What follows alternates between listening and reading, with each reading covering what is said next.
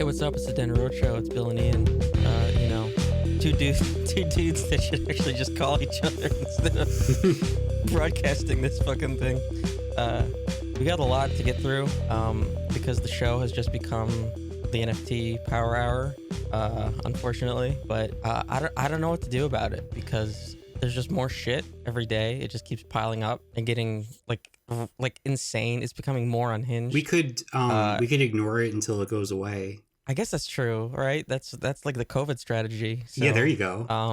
But at the same time, there's like that gut feel, like it's like the Matrix, like it's still there in the back of your head, Oh God. So let's just open with that fucking shit. This is no fucking thanks. All right. So this one's a bummer. Neil Gaiman, author of American Gods, Coraline, a ton of other stuff, The Sandman, which is being adapted and going to be released this year as a Netflix show, because it seems like he stopped writing and is just adapting all of his things for TV. He is doing a charity NFT thing for Afghan aid. So this is like for Afghan refugees after the U.S. Abandoning Afghanistan and the Taliban takeover. He has been an advocate for basically refugees of any sort for a very, very long time. I've seen him do a lot of charity work for refugees. And so that part is not out of character, but the NFT thing is very much out of character. And so he tweeted about it, and quickly his audience was very opposed. They were very upset about that, and they were just basically like, hey, the charity thing, love it, super great. Can you just do this in literally any other way that does not involve an NFT or cryptocurrency? Sign some books. Yeah. And this comes from the Jerusalem Post, which was the article that he had shared it as like the announcement. And it calls him a Jewish British author, which I guess it's right, but like it's kind of weird to me. Like I don't know why. That's just that's like strange to me. Yeah, he's Jewish, but like I don't know. Just that phrasing is weird. Because it's like, could they not talk about him if he wasn't? I don't know. It's a weird phrasing. So he's auctioning off an NFT at the Mars Panda NFT charity auction to benefit displaced Afghans. All the proceeds will be donated to the United Nations High Commissioner for Refugees, organized as a way for a number of authors, artists, NFT influencers, and athletes to auction off NFTs to raise funds to help the many Afghans who are displaced following the Taliban takeover. And then it goes into a quick explainer of NFTs. The file is usually computized work of art in JPEG format that is unique and something that, along with cryptocurrency, has exploded in popularity. And it goes on to explain that he is a UNHCR Goodwill Ambassador, and he's a VIP of the auction. And so it's a some kind of film of his poem called "What You Need to Be Warm," and a never before published message from Gaiman himself. And winning bidders will also win a signed copy of his comic book, The Sandman, and a personalized message. Well, the signed copy, that's a physical copy, so that's not an NFT? I suppose that's real. Okay. Yeah. But the NFT, I guess, is this digitized film of the poem. Yeah, so the thing about NFTs is that none of the things actually have to be NFTs. Right, that's the problem. Yeah. They're a solution for a problem that doesn't exactly. exist. Yeah. Right? So and then this article explains that there are other VIPs, including Khaled Hosseini, who is the author of The Kite Runner and 1,000 Splendid Suns. So like there are some huge names involved in this. And it's just like, why some dipshit convinced the United Nations to have this charity thing involve NFTs in some way instead of just doing the charity auction. Right. Somebody's dipshit son convinced them to do it. Like, these are really hot right now. You should put these towards a good cause. Yeah. And like the article said, all the proceeds are going to the charity, but it's like, you can do all of this without the NFTs. Yeah. Like, do you really think a crypto bro is really going to purchase like poetry, sort of this high art? Yeah. Like, so it took him less than 12 hours to delete the initial tweet. As I was writing the notes, it seems like this is still ongoing. Like, this is like a UN thing, basically. So I don't think it's like he didn't announce that he was pulling out or anything. He just sort of deleted the tweet. And there was a response that was still up that he didn't sort of get rid of. And so one of his followers put up a fundraising thing. It's like, all right, so like we all hate NFTs, and so let's just raise money for the charity instead, and not be involved with this charity auction or anything. Let's band together in our hatred of NFTs and raise some money. Yeah, exactly. And they say in the tweet, and they said, throw money at a good cause only partially to spite Neil. And then he quote retweeted that, which is also a way of sharing it, and said, why would that spite me? I want people to donate to @refugees, which is the organization. Mm-hmm. So he left that up. And then, of course, people were saying like, well, yeah, so then why didn't you just ask people to donate instead of getting involved in an NFT auction? Because clearly people are very willing to donate to the cause. It's just you didn't need to get involved in the NFT. Is it possible that Neil Gaiman wasn't aware of the sort of distaste for NFTs that most people have? Like it's such a big thing now. It's so well known. Like it's kind of hard to believe that he wasn't aware. You know. The thing is that the thing is that he's very online. Yeah. So I find it very hard to believe that he wouldn't be. But him and his on again off again wife mostly his wife gets involved in a lot of weird scammy crowdfunding things. She got involved in some shady Kickstarters and shit like that, where she often pretends to be like a starving artist even though she is very famous and is like a millionaire. Mm-hmm. So I don't know. Yeah, I would really. He has to know. Right? Know. Yeah. So like I said, he deleted the tweet. I think the auction's still ongoing. I don't think he pulled out. There probably would have been some kind of announcent for that. Yeah, I think this one got away from him. If it's the United Nations. Yeah, it's kind of hard to pull out of that. And like he's like not on the board or whatever, but he's like he's like an ambassador for the organization. Mm-hmm. Like I said, he's been involved in this cause for a very long time. So I wouldn't say he organized this event. I don't think that's the case, but yeah, I don't think he's pulling out of this at all. So, but it looks like his fans are at least wise to what's going on and are, trying to get involved in a way that is not NFT related. So that at least there's that. Yeah. So not all bad there. Yeah. Okay. So this one, I don't know if you saw this. There is an NFT project that is trying to sell and own color on the blockchain. And they claim that if you own the color, you can then earn royalties on colors. Genius. Because you can just own whatever and claim that it's yours. And somehow it makes you money. I'm gonna purchase the color red in case Taylor Swift ever gets into the NFT business. That's literally what they think. Yeah. So it's called Color Dot Museum. And the dude behind it, he calls himself a curator because it's a museum supposedly. So he's a curator. Omar Farouk. If you could own color on the blockchain and earn royalties from it each time an NFT that uses those colors trades, which colors would you mint? This is what we're going to make possible at the upcoming Color Dot Museum NFT market. I feel like there's, like last week we talked about the Jodorowsky's Dune situation. Uh-huh, there's just a complete misunderstanding of like ownership here. Yeah. I mean, okay, continue. So on the January 29th, they tweeted 7 colors were consecrated today on the Ethereum blockchain. They include the first red, rosy red, the first pink, pink-a-lot, the first gray, bored gray, oh god, and the first off black, nearly black. The tone is being set, minted by some people, they tag them, and associates. But what enforces the other NFTs? It's like, oh, that NFT used this hex code.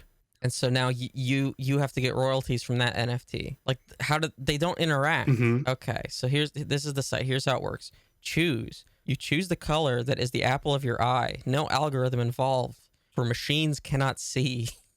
Okay.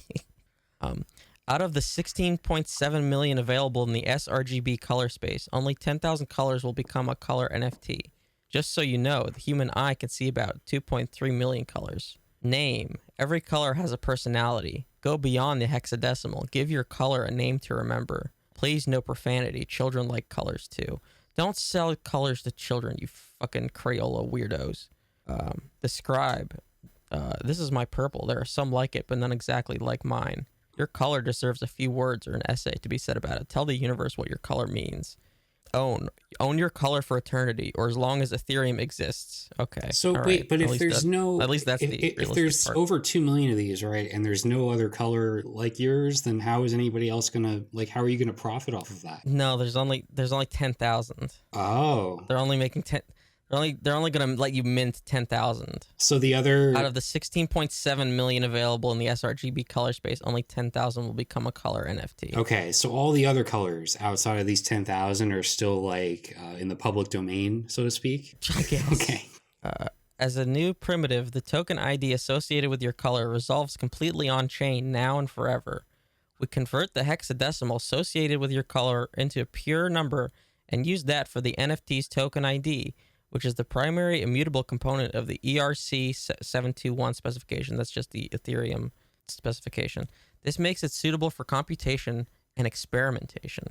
Earn royalties from your colors. We are building an OpenSea competitor in which transaction fees are shared with color NFT owners and based on the proportional use of their colors in traded NFTs. Let's take this Bored Ape as an example. Bored Ape Yacht Club 9245. There are 398,161 pixels in the NFT above. The percentage breakdown sorted by the most dominant color to least. 8 colors were excluded because they fell below the included threshold of 0.1%. Jesus Christ. This is wild. $9,112.62 in transaction fees to split among color NFT holders. Here's an example of a transactional share split based on the current offer of 247.1 ETH for this ape. But why would you get the value of the ape? Why would somebody put their NFT on this just so the color people could get royalties? Right, so you have to use their thing. You like marketplace. Yeah, you have to use their marketplace. So it's basically like you're signing up for a credit card that you have to like pay interest on or something for each purchase. Like nobody would do that, right? Yeah, so like why would anybody use their marketplace over another one that doesn't charge you for color? Yeah, the only one that people that would use this were people that already own colors. Mm-hmm. So then they're just like swapping money back and forth between themselves. Yeah. And they're going into these JPEGs pixel by pixel trying to make the most money. This is the most pyramid scheme out of like anything I've seen, because you want people to use your marketplace if you own colors. Mm-hmm. But it doesn't even though it's Ethereum, which is like the universal for NFTs pretty much, it doesn't work for anything that is off of their marketplace. So even though they're using a Bored Ape as an example, you don't get money from Bored Apes. You only get money for a Bored Ape that is sold on their store. Mm-hmm. Like they claim that this is like all decentralized and like all this shit, but like no, this is super siloed into this one very small fucking thing. This is so stupid. It's very stupid. This is so dumb. I'd say it's the stupidest thing we've had so far. Holy fuck. We're also launching a launch pad. Great writing, man. The Color Museum team plans to partner with new and established brands and creators to release derivative NFTs that use the 10,000 minted colors and composition. Sure. So I'm assuming if you make something in this marketplace, you're like restricted to only using the colors that they've laid out. No, they're saying you can use any of the 16.9 million that are in sRGB. Oh, okay. But I guess only the first 10,000 people that do it, because they have to keep it limited somehow, right? To keep some kind of artificial scarcity. Right. So it's the first 10,000. And as of January 29th, they had 7 people. So somebody already got rosy red. They beat me to that. Right. Yeah, oh, it's unfortunate. It's really fucking dumb. Like, I thought it was dumb. It's even dumber, like, reading their whole idea. Well, which color are you purchasing if you were going to do this? I don't know. I always like the Fallout Green, which actually like saved the hexadecimal for, because I used it a lot. Oh, there you go. But I would not purchase it only to hope that people use this one marketplace that I then get royalties off. Yeah, do we of. know like how much you make off of somebody using it? Well, it depends on whatever the sale of the NFT is. Oh, true. That's what their fucking ape breakdown is all And does about. it matter like how many pixels are using that Yes. color in the actual? Yes. Okay. Yes. So they break it down by color. So like since literally the Bored Ape, so since the background is one color, the majority of like whoever owns that background color gets the majority of the sale. It's that fucking stupid. Wow. So since all the apes are on a solid color background, if you own that background color, you're making the most money. It would suck to just like accidentally use a color that somebody owned, not realizing it, and then you look at your receipt for the transaction, you're like, what happened here? It's like they're trying to make it be like an actual game of Monopoly, where like you roll the dice and then you land on a square. It's like, oh shit, somebody owns that, and now I got to pay them money. Yeah. That's exactly what this shit is. Except really dumb because it's in this super siloed marketplace that nobody's going to use. Well, seven even people. in the 7 people, but even in the NFT space, nobody's going to use this because why would they? Holy fuck. Okay. So now we got this big one. People probably saw this because they probably saw all their favorite musicians talking about this. And I feel weird about talking about it because it seems like their entire game plan is to get people to talk about it. But you're going to talk there about is yes. Well, because we don't have a lot of people. It's listening, true. People have already seen It's about true. it. So there is just a straight up scam happening. There's an NFT music scam called Hit Piece, and what they have done is they have leveraged the Spotify API to literally scrape the entire Spotify catalog and are selling everything on there as NFTs without literally anyone's permission. Yeah. And of course, everybody hates that. Everybody's upset by that. So all the bands, all the labels yelling at this thing, yelling at this scam, that they didn't understand how their music got on there. Then it was quickly found out that they were using the Spotify API and had scraped the entire fucking service, the entire fucking website, the entire app. Does that include our podcast, or is this just music? I think they're only focusing on music. Okay. All right. Wouldn't want anybody profiting off of this show, I'll tell you. God, seriously. I think honestly, if they had stolen podcasts, I think they would have actually been in more hot water because of the Rogan thing. Like, truly. Or they might have been praised for it. I don't know. I don't Maybe know. if they stole just Joe Rogan, you know? Yeah. So then it comes to light that the dude behind this thing is a music industry suit, basically. He's a tech entrepreneur, but he has a background in music. He had formed the label Militia Group in the 90s that was later acquired by Sony. Now, this is weird because of course, there's like the whole cancel Spotify movement going. So what has also sort of become known now is that Sony is a partial owner of Spotify. So it seems like he was just given access. Oh, wow. To Spotify. Okay, interesting. In order to do this. So it is not currently up at the time of this Rolling Stone piece. So as of February 2nd, the site was down after the backlash. Everybody's convinced it'll quickly be back up because this seems like it was all planned. Because it seems like they were ready for the backlash. Right. And so there was this Twitter thread by The Human Fly, which I think is a very small indie band. Where did it go? So they were digging in. So yeah, they found out he was a former Billboard 30 Under 30 music executive. So the founder is Rory Felton. He has a relationship with Spotify and was given API access. And their game plan is anytime an NFT is sold, they're holding money for an artist to claim. And if the artist comes to them and doesn't want them to sell it, they return it to whoever bought the NFT. They're claiming that they respond to any DMCA requests. And they are reportedly bracing for a lot of lawsuits coming because they want the press of those lawsuits, because they want to quickly cut deals with labels and artists involved rather than going through lengthy lawsuits because they believe that the artists and labels won't have the funding to go through the lawsuits. Right. Wow. So the thing is, that's exactly what Spotify did. Yeah. Yeah.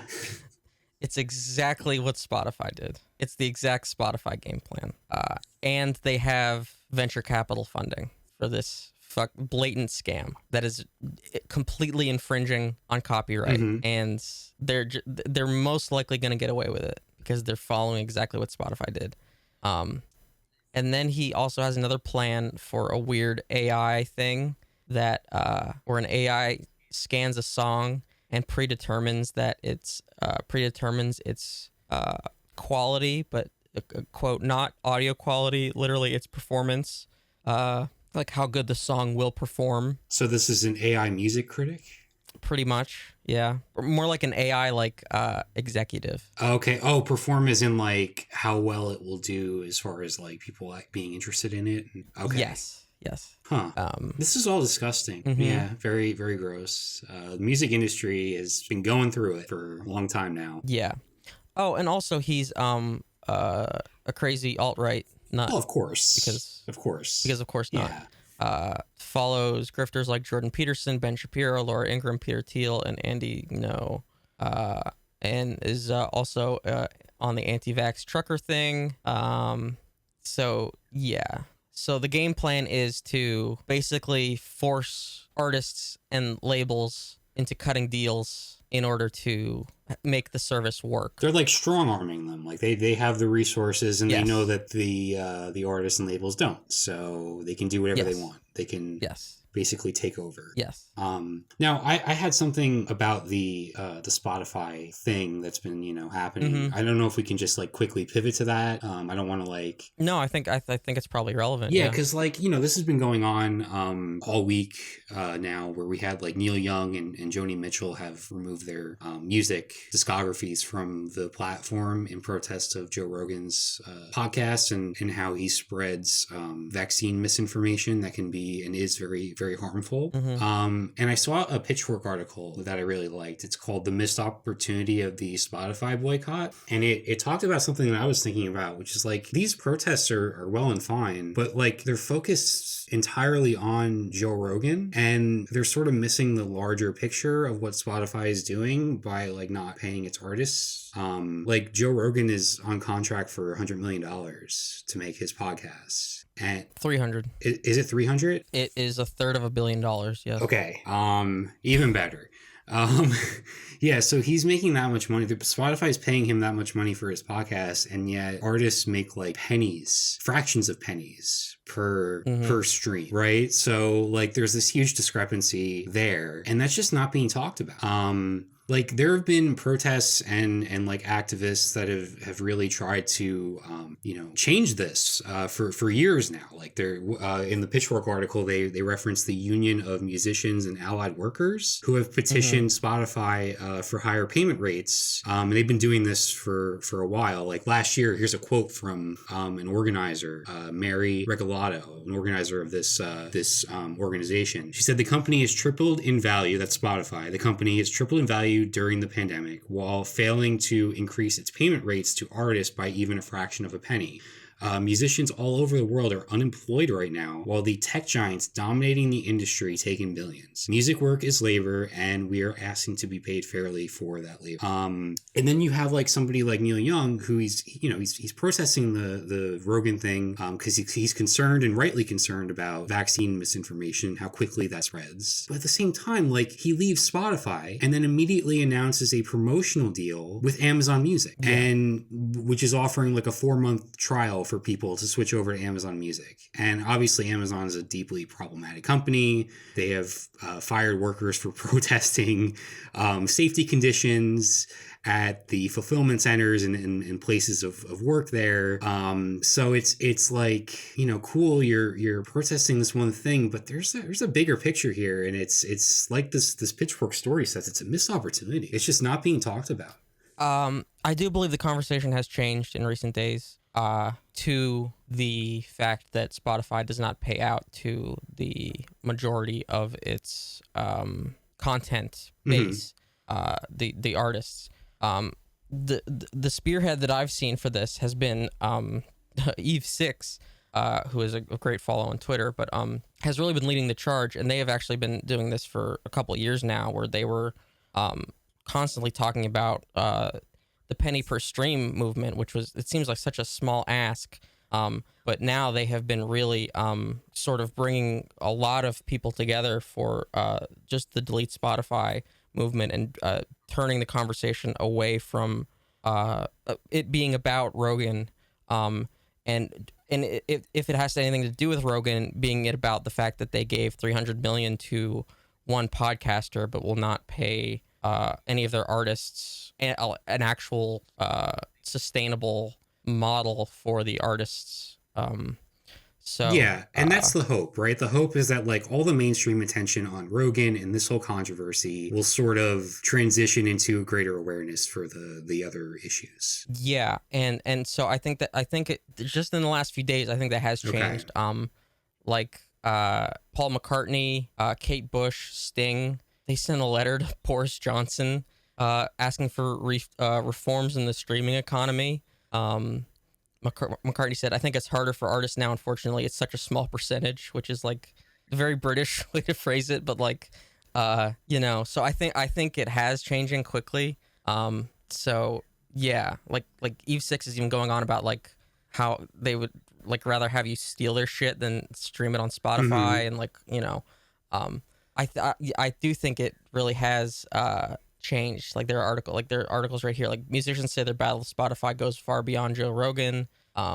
Yeah, I do think it has changed. Because like the Joe Rogan thing is a big part of it too. Like aside from the vaccine misinformation aspect of it, like they're paying him so much money because they get the advertising money from his show back, of course. And for everybody that streams a podcast, they're not streaming music. And so that fraction of a penny isn't even a fraction of a penny. You know what I mean? So it's like whenever you're streaming podcasts, like Spotify doesn't have to pay out for that as they do with musicians. So it's like their pivot into podcasting is actually hurting artists even further because it's like taking away even just like the small bit of money they were making. And it's like Spotify is now owning the advertising money from podcasts that they wouldn't otherwise have control of with like artist streams. Right. So what else was I gonna say?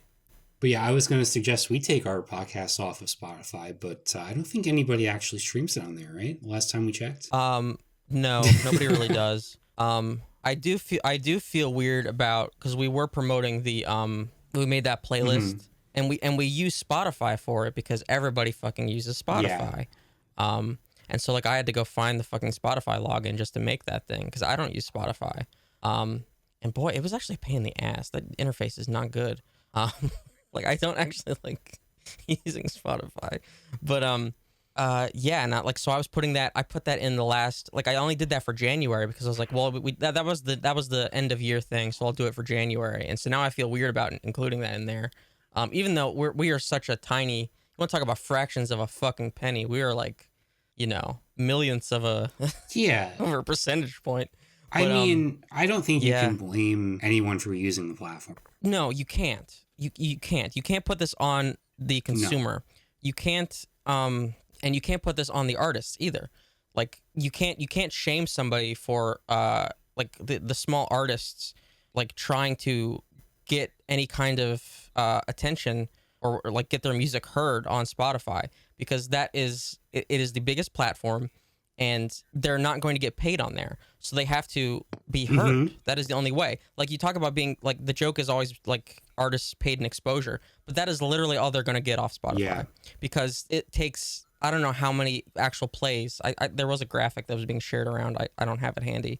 How many plays it takes to like get to minimum wage, and it's like, it's an astronomical amount. It's ridiculous. So they're not going to get paid on Spotify. So they do need to get paid in that exposure. So you can't blame artists if they decide to remain on Spotify at all. But at the same time, there are a lot that are deciding to remove their stuff. I saw some comedians that were deciding to take their shit off Spotify. I think Rob Delaney was taking his stuff off Spotify. Yeah, I mean it does seem to be making an impact, and I appreciate those that are doing it. Like I was excited to listen to Roxanne Gay's new podcast that she just started, and she took it off. So, and that's like the main place that I go for podcasts. So it is, that's just one example, but it's making an impact in a lot of areas. Like these artists like Neil Young and Joni Mitchell have like millions of streams every month that are, those people are going to go elsewhere if they want to continue listening to them. So yeah, it's funny. Like Eve Six, who was like doing a lot of this work to get people to notice. They can't take their music off Spotify because they don't own the masters. Oh, so they don't own their own catalog. It's owned by Sony, and Sony is a partial owner of Spotify. So all of the listens, all the plays on Spotify go back into Sony. Oh, wow. Okay. So it's just this cyclical fucking thing. That's like the cyclical thing that's happening with the podcasts that they own and the money from advertising. Right. And that's why they want to promote that so heavily and have people listen to that primarily, Yeah, it just goes back into the same fucking pot. Exactly. Yeah.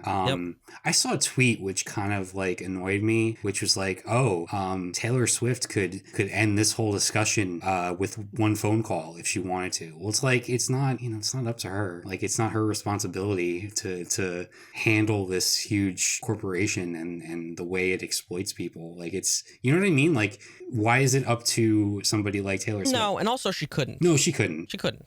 In fact, now that you mentioned the whole master aspect of it, she couldn't. If she wanted to take her music off, she could take the Taylor's version stuff off, but I don't even know if she could take the originals off of there if she wanted to. If that was the whole thing where she couldn't, she didn't have ownership over her original stuff, then she'd be in the same boat. But yeah, it's like, don't ask Taylor Swift to solve the problems of a major corporate. Go talk to the CEO, go make him force his hand somehow. Like, it just, that annoyed me. Yeah, that's the other thing. So like that infinitesimal amount of plays, like the fractions of a penny, most of the time that is going to the label anyway. Then whatever scraps of that, it's up to the label to pay out to the artist if they have a label. So it's even less. And then the CEO, who he is doing some damage control because their share price is dropping. He was like, we've paid out billions of dollars to, quote, the music industry. He doesn't even say artists. He says the music industry. Because that isn't who he's paying. He's paying labels. He's paying his owning company. He's paying Sony. He's paying, it's just fucking gross all the way to the bottom. Like, and is there a good streaming platform for artists right now? I don't think there is. I mean, unless you're talking about like Bandcamp or something where you can support them directly. But as far as like the monthly paid streaming services, like none of them are good. They're all bad. They're all bad. Just to varying degrees. Because Spotify's like the worst. Spotify's the worst. I think Spotify and Pandora are the worst. And Tidal is like double or like triple Pandora and Spotify, but it's still like, these are still fractions of a penny. So the best way is to buy the music directly or buy merch. Yeah, go to shows when that's possible. If you can. Yeah, like that's the only way to actually support music. Like the streaming apps are convenient. Like you at this point you can't live without them. But it doesn't get artists paid at all. But that's it for No Fucking Thanks. I don't know what people are going to try to own and commodify next week. I'm waiting for like the toilet paper NFT. Like we'll just get real apocalyptic again. Just meanwhile, I'm gonna look out for other shades of red to maybe pick up. We'll see how that goes. Yeah. We got a Dating is Dead here, and I'm calling this Unhinged edition because I saw some. I don't know if I necessarily saw some weird stuff. I just saw some confusing things out there lately. And I did see a TikTok. Ooh. Now I'm assuming you saw this TikTok that it was somewhere other than on TikTok, right? Because you're not on the platform. I saw it on Twitter because that's where I have to see everything. So I don't know. I don't know what to make of this. All right. And so maybe you can help me. You don't need the visual because it's mostly just a conversation. So hopefully you could help me out with this. The Guess poly who couple. just texted me? Who? Remember that girl from the Indian restaurant that I gave my number to? No. How long ago was that? Like 2 months. She finally got bored enough to text you? I know. Oh man, you'd think she would have texted earlier with the lockdown. Does she know you're polyamorous? Not yet, but I'm off to like a really good start and I don't want to fuck this up. What are you writing? Actually, I live with my partner. We're in a music duo. We got signed, so we're making an album. Ooh, that's good. That makes you look good. She's typing.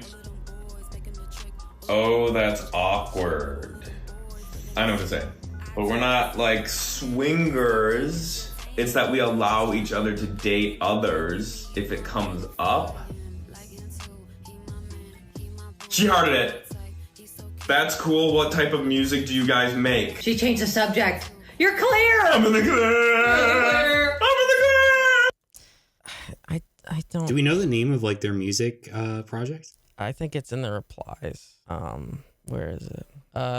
Dana and the Wolf. Okay, never heard of them. All right, because I was worried because there are a handful of like duos that I listen to. That's like a man and a woman. So I'm like, is there any chance? Is there any chance that I would recognize?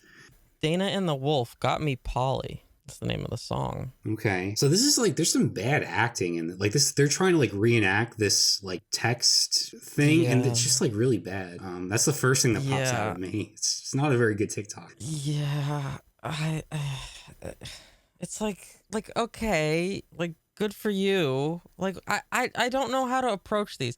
Like if this is what you're living, like all right. Yeah, like also what is there? Like, what's noteworthy about this exchange? Because they're polyamorous, right? The couple here. Yeah. And so he has this text exchange with this woman that he's into, and she's like cool with it, and that's it. I guess that's the point. That she's cool with them being polyamorous. Yeah. And that's it. And she's into the fact that they got signed or what. I don't know. It's just like, okay, man. Yeah. Sure. Good for you. Yeah. Like, what do you want anybody to do I with this don't know information? the takeaway here. I don't think there's much. Yeah. I don't know. I just saw it and I was just like, why are you making this? Why are you making this? Maybe like bragging? I don't know. I mean, it's right. That's what it seems it like. It seems kind of like bragging. Yeah. Like, all right. It's like, oh look, she's into me. Yeah. Like, okay. Cool. And look, we make music, and you can listen to it if you want to, because we're signed by a label. Yeah. Check us out. Our name is in the replies. No, I think it was in the replies because people were making fun of it. Oh, okay. Well, that makes sense. I thought maybe this was like a combination of like bragging and like promotion. No. The tweet that I saw, the tweet that like posted this was like, this was an absolute nightmare to watch. Mm-hmm. So. Well, it was a nightmare to listen to. I just feel this like is what's kept you off of TikTok. It's seeing stuff like this. Yes. Like, why are you posting this? Is not representative of what's good on TikTok. I'll tell you that much. Kind of. No, it really isn't. It really isn't. Like, these are the kinds of people. Okay, all right. But then I have some. I can't say normal. Dating is dead. But I got some usual ones. Oh, that's the long one. I'm gonna save the long one. Okay. All right. Just another girl who has seen every episode of The Office way too many times. Big fan of traveling, NJ Devils, musicals, and microwave popcorn.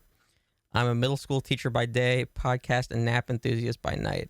Feel free to share Netflix recommendations or Nintendo Switch games. My library is slacking. I have two things here. Wait, is that it? Yeah. This is like a very, like, I'm surprised because you've pulled out some interesting ones, but this one's pretty normal. Like, I don't. Right. But I just have two things here. If you have to emphasize that you're another girl that has, like, if you recognize the fact that you're like, oh, another girl that's seen The Office way too many times, maybe you don't need to include it. Like, if you recognize the stereotype. Well, but then you're just leaning into it.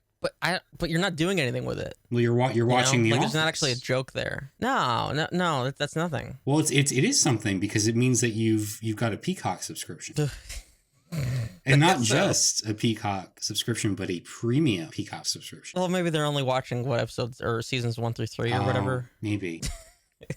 Okay, and then my second point is nap enthusiast by night.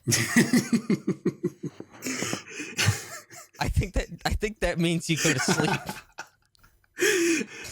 I mean, Okay, that was yeah, it. no, that's good. That's really good. Well, maybe she's nocturnal.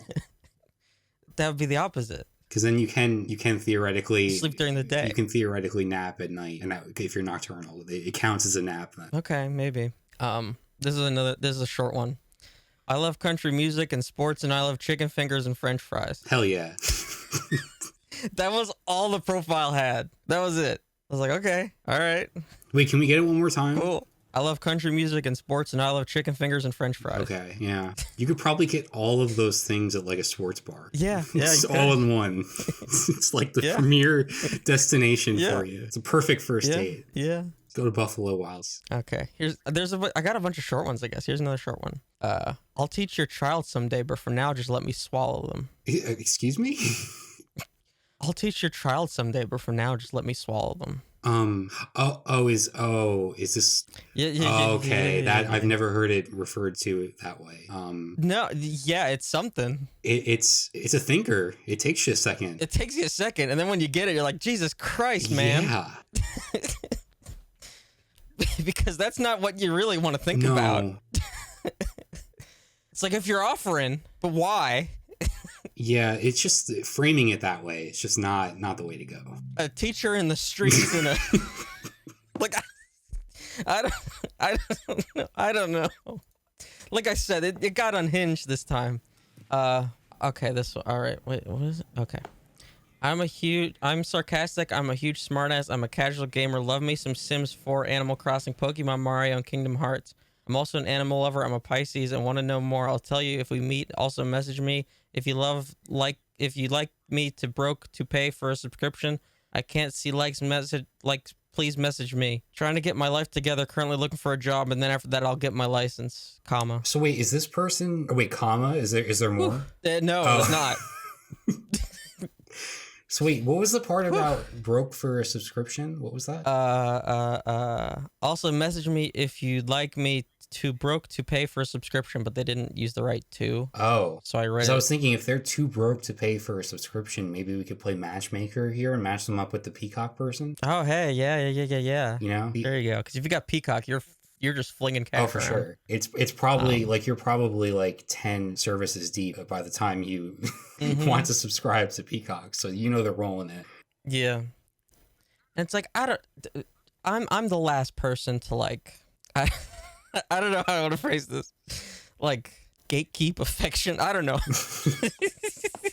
Well, you're notorious for having a segment on a podcast that hates on women. So Yes, that's true. Yes. But like if you're like trying to get quote from this individual, trying to get your life together and looking for a job and then get a license, which I assume is a driver's license, not like a hunting license or something like that. Like then maybe focus on that and then see who's out there. I don't know. like get your life in order. I hear that. Yeah, maybe a little bit. Yeah. And then kind of circle back. Mm-hmm.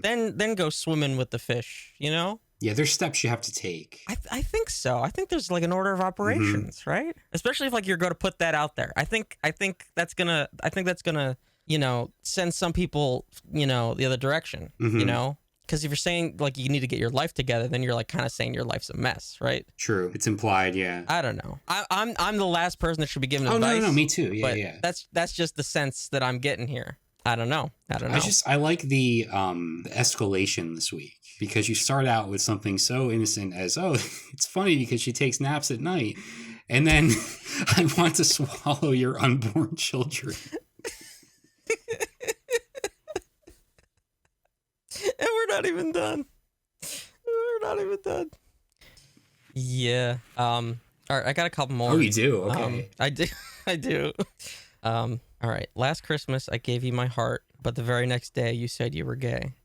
That's it? That's the... And then, no. That's what they opened with. Then they include their, like, social... Like, they put their Discord and Snapchat and shit. Currently in Vietnam. Sorry if I don't talk too much. It takes time for me to be comfortable. Thank you for your patience. I don't know. The dad joke, and then, hey, hit me up on these here's my Switch friend code, and then oh, by the way, I'm not in this country and I don't talk a whole lot. Yeah, I'm wondering the connection between being in Vietnam and just being kind of shy. Yeah, I don't know. All right, last one. This is the long one. Hold on. Oh, I gotta download it. Shit, 'cause it's too big for Google Drive. All right. Oh God, why did I not break this down into smaller? Okay. So you know how often we come across some people that English is not their first language. Oh Christ. Right. Yeah. And so sometimes their phrasing, I enjoy it a whole lot. See, I feel like this is not okay. I mean, go ahead. Yeah, I don't know about this. No, so here's the thing. I honestly think their English is pretty damn good. Okay. All right. There's just a few words that they use that are fucking cute as hell. All right. Okay. All right. Okay. So first they write in kanji, and I did translate it. It was just like greetings or something like that, basically. Hi, I'm Japanese person that waved land to America a few years ago in school in New York. I don't know what waveland is, but I really like it. Uh-huh. I like to watch anime, cartoon, movie, drama, and show that I like. Traveling a lot too, but not so much in recent COVID lockdown. It is hard to describe myself in summary, but I am a kind person that like to have fun, good time. Playing as gamer too, winky face. Please excuse my language. I can write and speak English okay, but not perfect. If you'd like to get to know me better, left me a message. And then in parentheses, they have, I misunderstand mean of hookup. I am not looking for this, please. Thank you.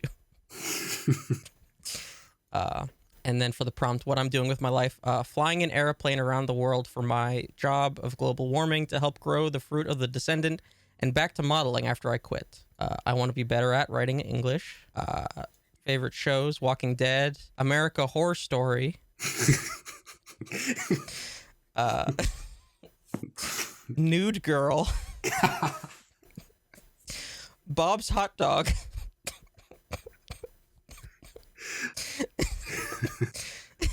Key and Peele. Orange is New Dark Gray. No. Okay, this is... Okay. I think this is cute as shit. This is like trolling now. No, this is... Bob's Hot Dog. Dr. What?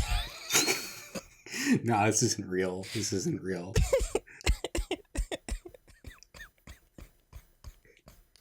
I didn't read this far. 29 Rock. Yeah, no, it's definitely not real. There's no way. How to Meet Your Mother. Music. You can see my Last FM for more, and I did check their Last FM. It was nothing but Japanese stuff. Foods, ice cream, spaghetti, puff, whatever that is. Pizza, sushi, pastry, hot dog, chicken. 6 things I can never do without: eyeliner, toothbrush, iPhone, laptop, airplane, 3DS. Yes, I'm still play it now. Pencil. On a typical Friday night, I am channeling the card, whatever that means. I really want to know. I really want to know what channeling the card means. Tarot. Yeah. You think? Relaxing in a cafe with a warm cup of coffee. You should message me if you think we can get along. Tell me where you would like to take me on our first date, smiley face. Please don't comment about my height. Yes, my height is tall. I am 185 centimeters. It is around 6 feet. I am good enough about it from other people. Also, if you send simple message, say hello or hi, of course I will ignore that. Too many of this. And kindly please do not message me, say you want to fuck me and sex everything. I don't want to hear it. What the fuck is wrong with you people? Yeah, there's too much of that. My favorite game to play with friends. Mabunagi, Fallout 76, LOL, Death Stranding, Overwatch, Battleborn, Among Us. What's the LOL after Fallout 76? A little bit of shade? Like, I'm playing this, but like ironically? That'd be really good, but it's probably just League of Legends. Oh, right, okay. So yeah. I thought that was really good. The TV shows were hilarious. Yes. And also just like, there's no way that's real. I'm sorry. Come on. I mean, Bob's Hot Dog has been going on for like 13 seasons now, right? Well, I'm a little bit confused because like this person mentions in their favorite foods hot dogs. So I'm wondering if they actually like burgers. Yeah, that is confusing to me because hamburger is like a Japanese thing, and they say it basically like hamburger. So it'd be hard. Yeah, see, that's what I mean. one- Like, it would be hard to get that. Every one of those TV shows is wrong in a very funny way, where it's like seems very purposeful. I mean, Walking Dead was fine. It's true. Yeah. Why was that the only one? I don't know. Oh, and How to Meet Your Mother. No, that's not. It's How I Met Your Mother. That's close enough. That's close enough. It's a completely different meaning. America Horror Story. But like, if you say it, that's close. Same with Nude Girl. Yeah. And actually, it's spelled N-E-W-D girl. Mm-hmm. I'm sorry, but So that's pretty Dr. close, What too. is just...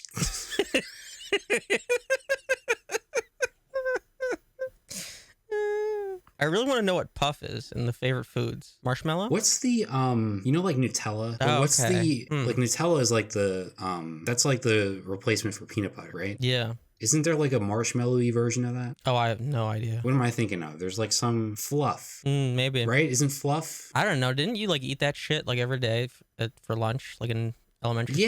Yeah. Maybe that's it. Huh. But yeah, there we go. That's Dating is Dead for this month. Because that was a lot. Yeah, so we might need to have a conversation about what, if anything, from that last segment actually makes the show. Yeah. All right. Okay. If we lose Bob's hot dog, then what has this all been for? I don't know. I do not know. But yeah, we have a movie. We have a movie to talk about. Yeah. Yeah, so we're talking about The Lost Daughter this week, our latest in our coverage of notable films from the past year as we head closer to the end of awards season, even though we really haven't discussed any of the awards implications to any of these movies, which I guess maybe was a missed opportunity. But so yeah, The Lost Daughter, streaming on Netflix. It's the directorial debut from Maggie Gyllenhaal, written and directed, based on the Elena Ferrante novel. Stars... Which I did not realize until the credits. Yeah. Very cool to have another Elena Ferrante adaptation because HBO's My Brilliant Friend is fantastic. It's one of my favorite shows. But yeah, so this one stars Olivia Colman and Dakota Johnson and Jessie Buckley. It's got Ed Harris, Paul Mescal. Mm-hmm. Just an all-star cast here. Yeah, so we're following Olivia Colman. She's on vacation. Did we know where it is exactly? I mean, it doesn't matter, but I think somewhere in Greece. oh, that's right. Yeah, it is. It is in Greece. They mentioned that a few times. Like wondering if certain characters speak Greek or not. Yeah, this vacation sort of gets disrupted by this large family that sort of takes over a lot of the space in this like vacation area. Like they live there.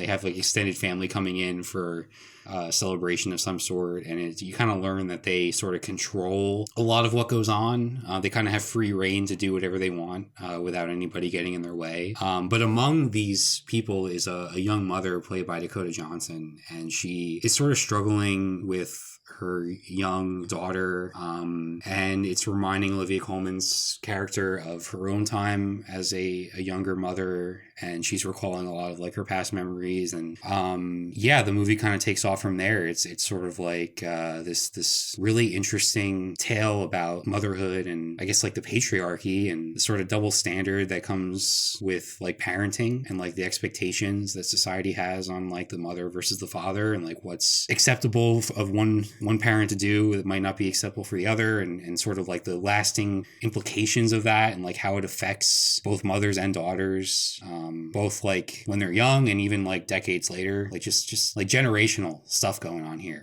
So what did you think about this movie? Yeah, this was a strange one for me. Okay.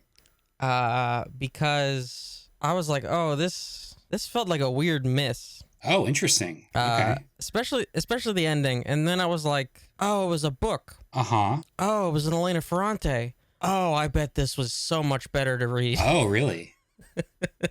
Yeah. And then I'm like sort of playing back some stuff that I felt was kind of off.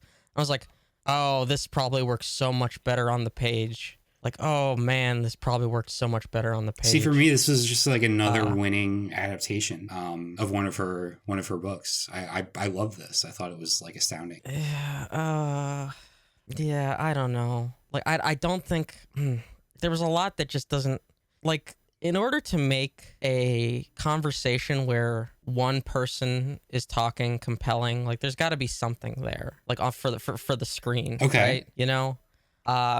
And I don't think there are certain scenes where this doesn't do it, and that works so much better in prose. And so like the scene where she takes the young guy, the guy that works at the I don't want to call it a resort really, but like works at the like the beach that she's staying at, takes him to dinner, and she's sort of just like spilling like all this shit about her daughters at him. Yeah. I was like, this isn't really anything. Oh, wow. Like, he's just kind of he's just kind of sat there, and it's like, ugh, this is okay. Oh, that's so interesting because no, go on, yeah. And then I'm thinking back, and I'm like, oh, this would be way better as a stream of consciousness on the page. Yeah. And I haven't read the book, and I just have the sense that that would play so much better in a book, because that wasn't even like one of the moments necessarily, like, correct me if I'm wrong, but where it doesn't even cut to the flashbacks. It was really just her going off. She's like comparing the breast size of her daughters to herself and her mother, and he's just kind of sat there like, all right, what do you want me to do with this, you know? And it doesn't, I don't know what it's doing in that moment where she's just kind of there off on her own little world. Well, it's doing exactly that. It's showing her preoccupation, right? And you're seeing that in him as well, sort of his mannerisms and his facial expressions throughout it. It's interesting that you bring this up because I really felt like the dialogue and especially like a lot of the one-on-one encounters in this movie were so fascinating and really unlike a lot of things that you see in film, because they're filled with these pauses and these sort of like moments where neither person really knows what to say or is just choosing not to say anything, and that's sort of left the other person sort of unsure how to continue. Like it's things that you would get in like actual like real life interactions, and it's just something that you don't really see on the screen very much, because I think in a way it does sort of disrupt the movie, like you're saying, like it just doesn't flow, but I found that to be very effective. Like I thought that was really interesting and I thought it worked. I'll give you this, but then contrast that scene with the young guy with the scene with Ed Harris in the apartment, or after they have dinner, right? And they're talking about their families and like how they're kind of saying some semi-rude things to each other, how they don't like really understand each other's circumstances, and they're kind of like, they're not like grilling each other, but they're saying some sort of uncomfortable questions to each other, you know, that they don't necessarily want to talk about. But there's some movement there, right? Where, you know, she like leans on his head, and, you know, and he's like, should I, you know, do you want to lay down? And like things like there's like movement of the characters. There's, you know, he gets up to go smoke. There's like this. There's like there's a quick lapse of time that you don't like necessarily see happen, right? So like there's things that are happen, like there are visual things that are going on that you can pick up on. You know, like you can pick up on how uncomfortable he is with her. You know, like leaning on him, like all those things that are not like, none of those sort of emotive points are necessarily present in the scene with the young guy, where she's just kind of like, she's just sort of like spitting prose at him. I don't know. I just thought that encounter was interesting too, because it's like you have, I just didn't know what either character wanted out of that dinner, you know, like, like, cause it's very clear that she's preoccupied. And obviously there's not really a romantic interest between them, because there's all sorts of reasons for that. But I was interested in just seeing sort of the dynamic between the two characters, and that was like enough for me, because I was just trying to figure out where this was headed, you know, and it didn't necessarily head anywhere, which is fine, because it was more of like you said, this one character sort of like spilling to another one, and they're just kind of there like listening to it. Yeah. This to sort of also talk about the comparisons to prose, this reminded me of another novel that I think you also read that you thought better of than I did. Rachel Cusk's Outline, which there's a review up on DeadEndRoad.co if anybody gives a shit. Where it's a similar setup where there's a professor on vacation, or she's a writer or something like that. So something, adjacent to the arts, on vacation in, I think, if it's not Greece, it's something Mediterranean.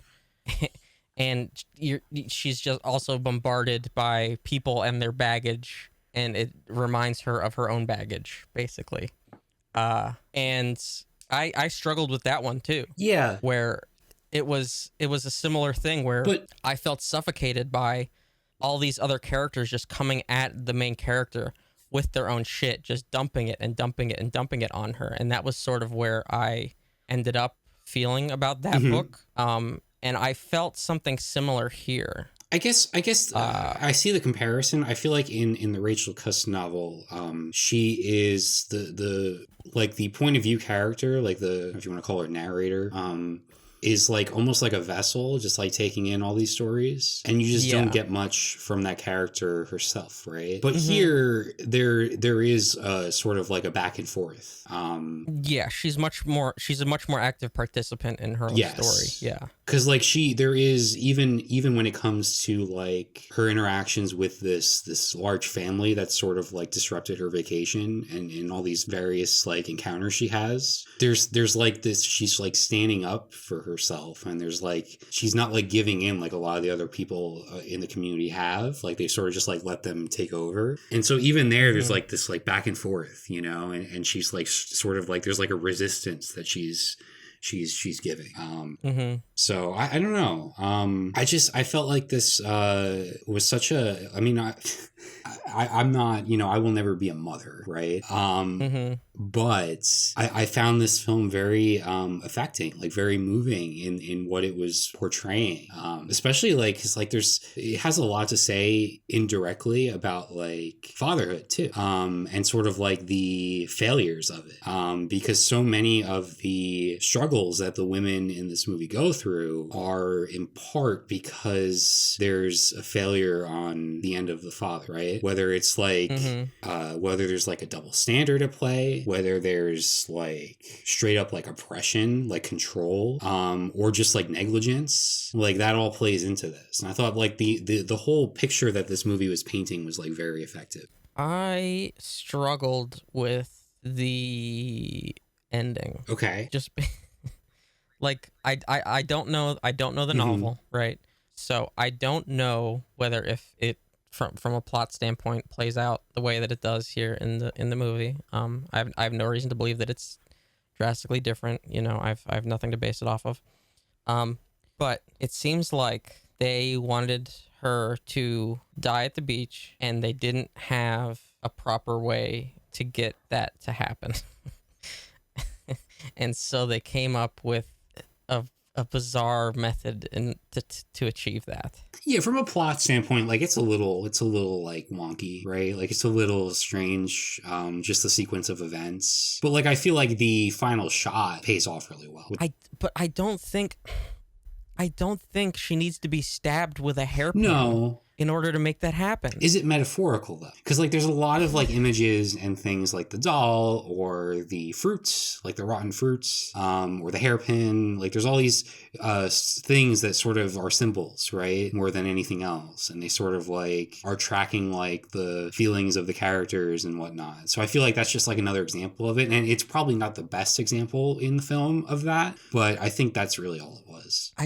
It played as goofy in a movie devoid of it. True. Yeah, I agree with that. Like the previous scene, like where she gets stabbed with the pin. Like you remove the pin and Dakota Johnson like basically punches her in the gut and she gets the wind knocked out of her. Like that was good enough, Like we didn't, I don't know. It felt just really goofy. It was like trying to force significance in a way because the hairpin was already tied into like an earlier scene with this hat that was gifted to the character and wouldn't stay on her head. And it's like they're playing with these images and things. And I think it maybe took it one step too far. Yeah. Yes. I had no problems with the final shot. I just think the way they got there was just goofy. Yeah, it's like the movie almost didn't need the opening shot with her going to the beach and falling over, like collapsing. It didn't need that sort of foreshadowing. Like it didn't. Nothing hinged on that. Nothing. It wasn't the climax of the film. It wasn't like this everything building to that moment. It just didn't feel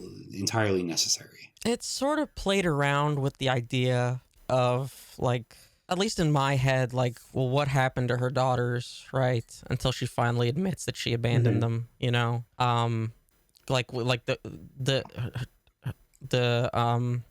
Dakota Johnson's daughter is missing, and that mirrors whenever one of her daughters went missing, and, you know, you don't necessarily know what happened to that daughter, so there's a tension there where you think, like, she was just lost, right? And never found.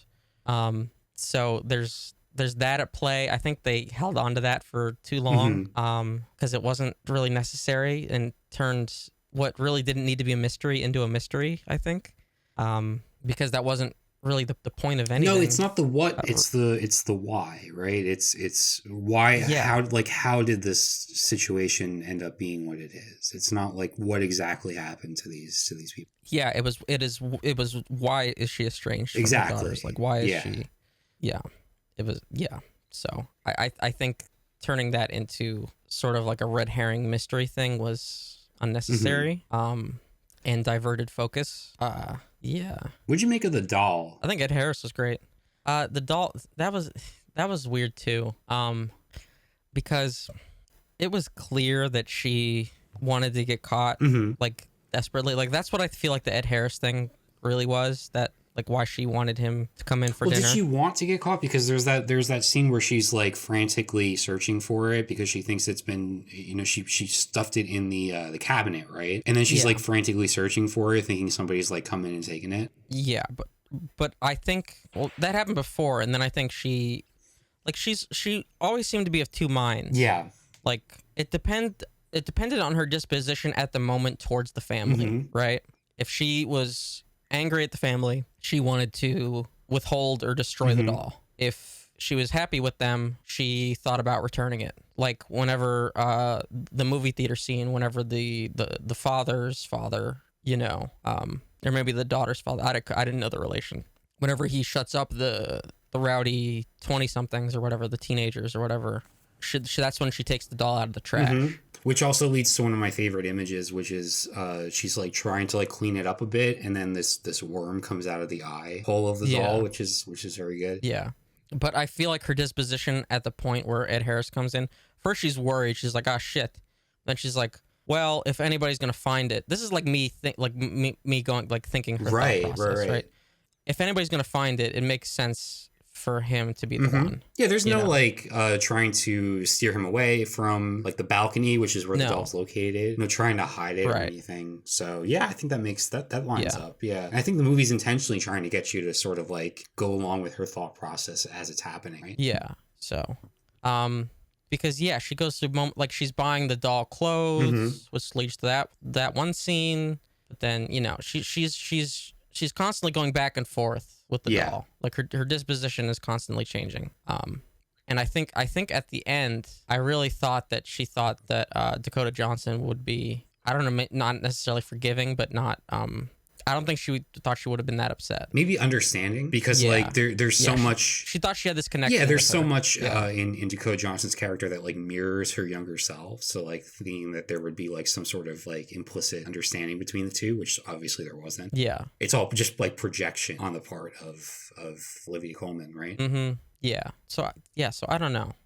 I just didn't understand why they were so the family was so like weirdly suspicious of her like the entire time. Is it the family or is it the sort of the male figures in the family? Because like you have Dakota Johnson, like the character's husband is super sketchy. Yeah. And then you have like the other, like the older, like father or whatever. I don't know. The mother was, she was like on and off with her. Yeah, you know? definitely on and off. An interesting dynamic there, because like when it relates to like the whole motherhood aspect of it, because she's this character is pregnant, Yeah. and seemingly pregnant for the first time, and yet she's like Yeah. trying to relate to her by like talking about like what it's like to be a mother, and meanwhile she's looking at her like, how do you know, like how can you say this if you've never been through it? So it's like, I don't know, I wasn't quite sure what they were trying to say with that character, to be honest. Yeah. Yeah, the whole that whole family was bizarre. But it was all really engaging though. I was really like I was really engaged with it the whole way through. Like I found just like the structure of the movie and like just the way the dialogue played out in like this naturalistic and like awkward and like sort of like almost like unedited way, if that makes sense. It's like not improv obviously, but like sort of like meant to seem like it. I don't know. I just thought the performances were great. Dakota Johnson's amazing, just fantastic, and Jessie Buckley, who plays the younger version of Olivia Colman, like those flashbacks, really terrific. I don't know. I did see. I saw a couple of other directorial debuts this week. Actually, I've watched 3 of them in total this past week. Yeah. One of them is a film that's on VOD now called The Novice from Lauren Hadaway. I don't know if you've heard of this one. It's about a college freshman who is obsessive and decides to join her university's rowing team and just like gets completely obsessed with it and just like pushes herself to extremes to try and make like the top position on the varsity team at the expense of like her health and relationships and everything. Really terrific. Really like that one.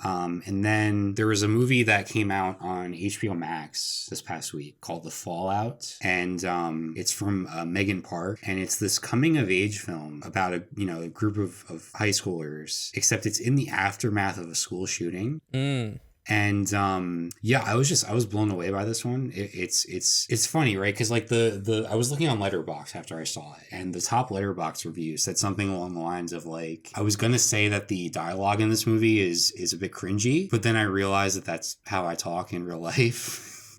And like I thought that was so appropriate, because there's like, this movie has such an understanding of like adolescence, and especially adolescence like right now, like dealing with like very real issues that kids are having to grow up living through. And there was just like so much like nuance and like just like layers of like psychological stuff that was going on in this film that was just like all just like so really smart. Yeah, I couldn't recommend this one enough. The Fallout, it's so good.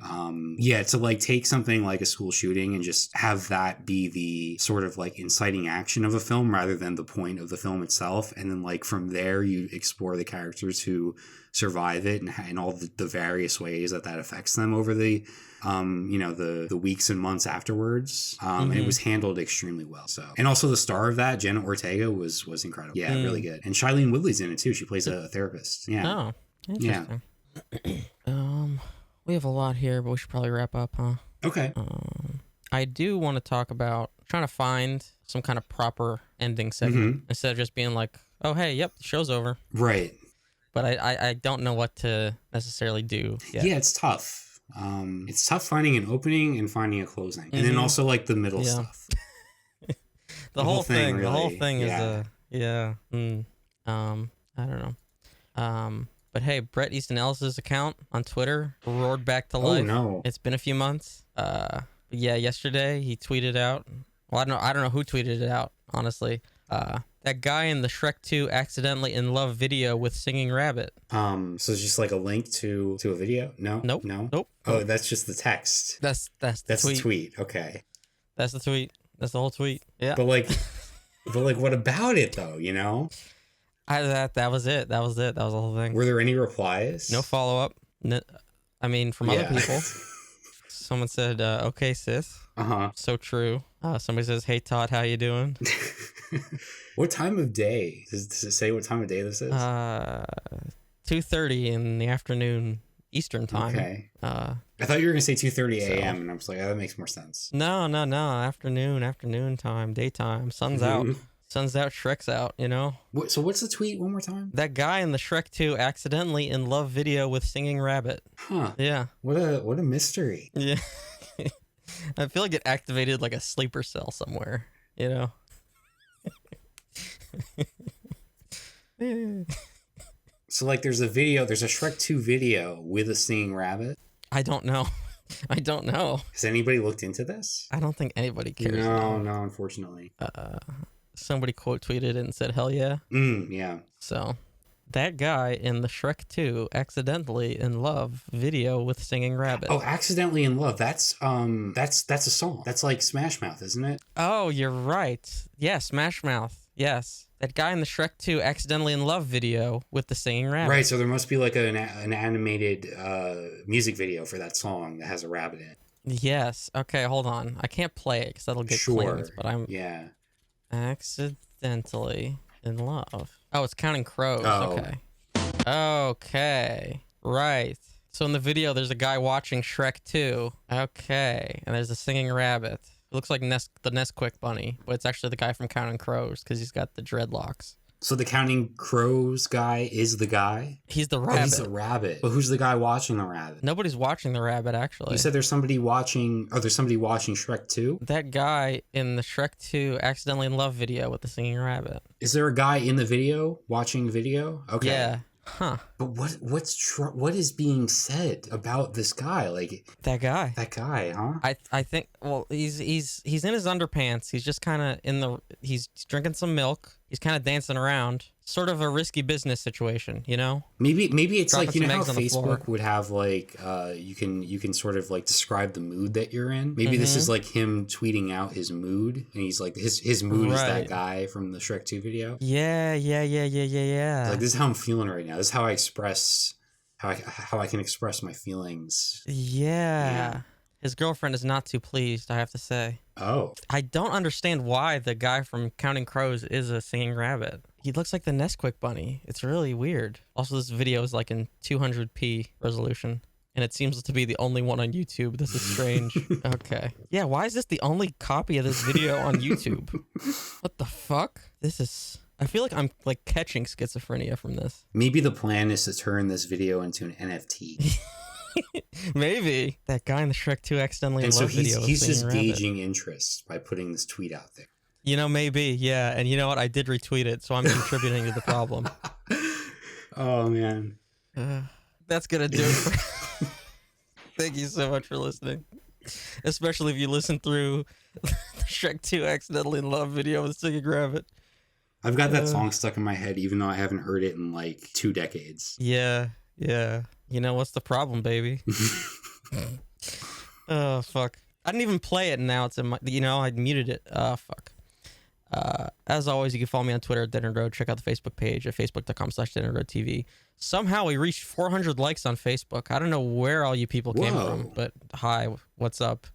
I don't get it, man. I don't know what the fuck. You know what I just realized? Yeah. And this is not related to the likes, but that's great to hear, you know? But Counting Crows is timeless. You think? Huh. The fact that, you know, you can just recall a song that you haven't heard in so long and just like immediately have it stuck in your head, like that is the sign of a classic. But how much of that is the Shrek factor? Well, I mean, sure, you have to take that into account. But like how many words from Mr. Jones do you know? Well, Mr. Jones and me. Okay. Yeah. Yeah, yep. See? I think the Shrek factor is key here. Also, I thought they were Smash Mouth. That's true. See, exactly. Yeah, see? The Shrek factor. It's Counting Crows divided by Shrek. That's the equation. Yeah. Check out the Twitch, twitch.tv/DeadEndRoadTV. Do a YouTube search for DeadEndRoad TV. And email video@deadendroad.co, like how I was problematic in the Dating is Dead segment. And if you have time, give us a rating on a podcast app of your choice. You know, there was a news report this week that Facebook has lost users for the first time in its history this past quarter. I wonder if our Facebook page could turn that around for it, if it continues to grow. You know, Zuckerberg, I'm just an email away. I could turn the whole Meta thing down. I know your stock price tanked this week. Yeah, if you want to send me into your cyberverse and I can put on a t-shirt or whatever the fuck you're supposed to do in the metaverse. Yeah, you know, a DeadEndRoad TV stock has never been higher. It's also never been lower because it doesn't have a stock price, but... Well, no, it does, but it's just in Ethereum, isn't it? Sure, yeah. because I own the color yellow.